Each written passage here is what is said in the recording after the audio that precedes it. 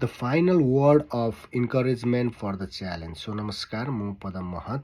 हामीलाई चाहिँ टाइममा यस्तो खालको च्यालेन्जहरू हाम्रो सिनियर कोचहरूले दिइरहनुहुन्छ, जसले गर्दाखेरि चाहिँ हामी आफ्नो कम्फर्ट जोनबाट चाहिँ अलिकति अगाडि चाहिँ बढौँ भनेर, जुन चाहिँ मैले पनि एक्सेप्ट गरेर आजको दिनसम्म म यहाँ आइपुगेको छु।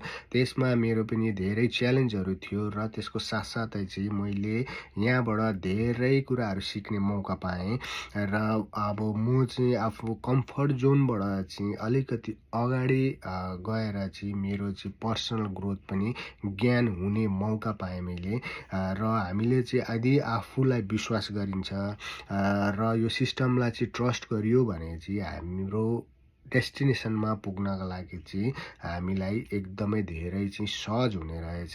र हामीले यो बिजनेस भनेको चाहिँ जो कोहीले पनि गर्न सक्ने, हामीलाई चाहिँ अब यसमा कुनै पनि क्राइटेरिया छैन, तैँले चाहिँ यति पढेको हुनुपर्छ, तैँले चाहिँ यो सर्टिफिकेट सो गर्नु परेको हुन्छ भन्ने यो बिजनेसको चाहिँ कुनै पनि रिक्वायरमेन्ट छैन। र हामी जो कहिले पनि यो बिजनेस चाहिँ रन गर्न सकिने रहेछ भन्ने चाहिँ मैले यहाँबाट सिकेँ।